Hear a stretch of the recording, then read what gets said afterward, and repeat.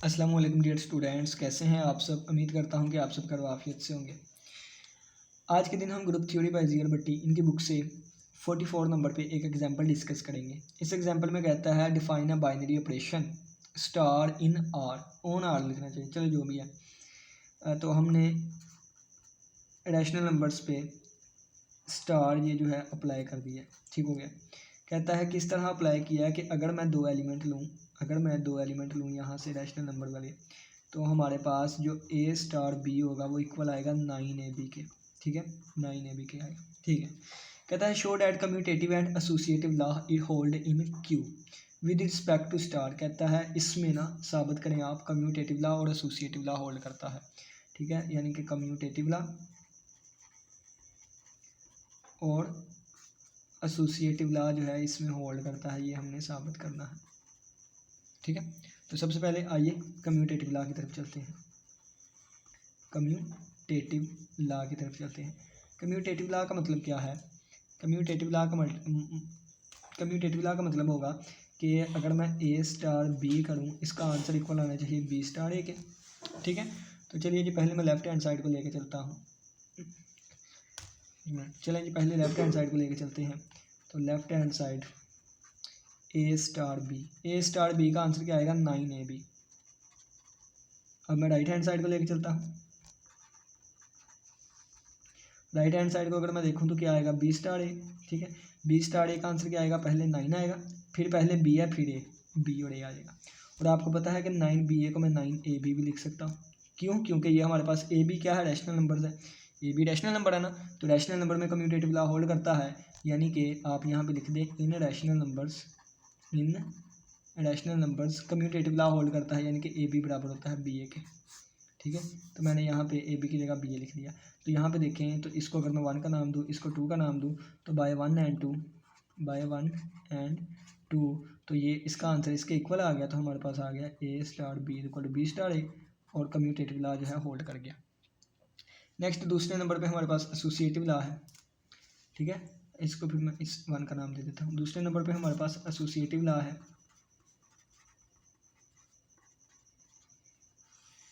Associative law में हमने क्या साबित करवाना है, देखें। एसोसिएटिव लॉ हमें कहता होता है कि ब्रैकेट इन पे लगा लें या पहले वाले पे लगा लें, ठीक है। तो लेफ्ट हैंड साइड का आंसर राइट हैंड साइड के इक्वल आना चाहिए, ठीक है। तो चलिए जी हम साबित कर देते हैं। पहले हम लेफ्ट हैंड साइड लेके चलेंगे, ठीक है। यहाँ पे लेफ्ट हैंड साइड लेके चलते हैं। लेफ्ट हैंड साइड हमारे पास ये वाली है, ठीक है। तो ये ए स्टार वैसे ही रहा, बी और सी पे जब अप्लाई करेंगे तो क्या आएगा 9ab, ठीक है, यानी कि 9ab नहीं 9 आएगा पहले, ठीक है। और फिर आगे जो भी एलिमेंट होते हैं, अगर ए और बी है ना, अगर ए और बी है तो आगे ए बी आ जाता होता है। यहाँ पे क्या है बी और सी है तो 9bc आ जाएगा।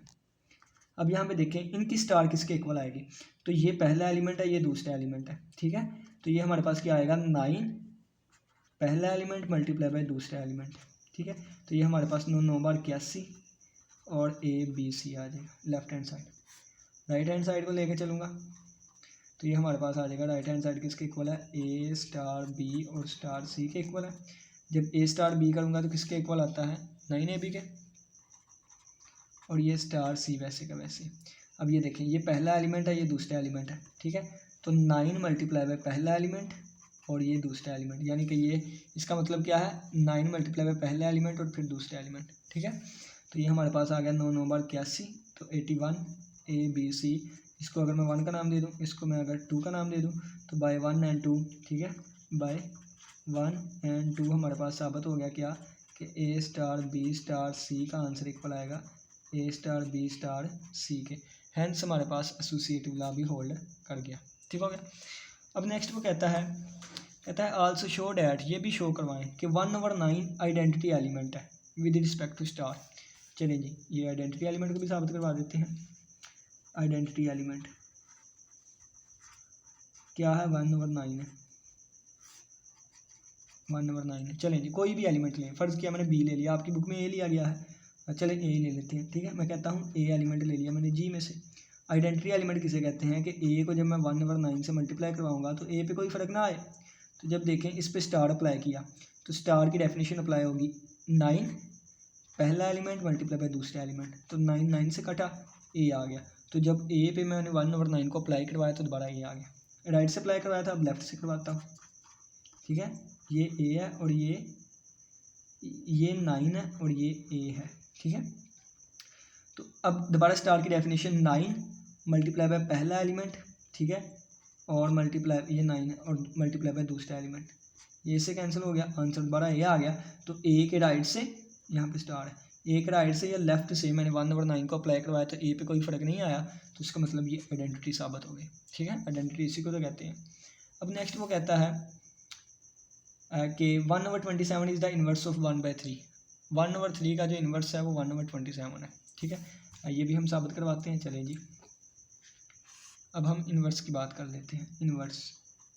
इन्वर्स ऑफ 1/3 इज़ 1/27, यानी कि 1/27 जो है इन्वर्स है 1/3 का, या 1/3 का इन्वर्स जो है वो ये वाला है। ठीक है, इसका इन्वर्स ये है, ये वाली चीज़ इसका इन्वर्स है। ठीक है, तो चलिए जी, इन्वर्स किसे कहते हैं कि यानी कि 1/3 के राइट से जब मैं इसको अप्लाई करवाऊँगा या 1/3 के लेफ़्ट से मैं इसको अप्लाई करवाऊँगा तो आंसर आइडेंटिटी आना चाहिए। तो स्टार की डेफिनेशन अप्लाई कर दें, 9 मल्टीप्लाई बाय पहला एलिमेंट और दूसरा एलिमेंट। स्टार की डेफिनेशन अप्लाई कर दें, 9 मल्टीप्लाई बाय पहला एलिमेंट और फिर दूसरा एलिमेंट।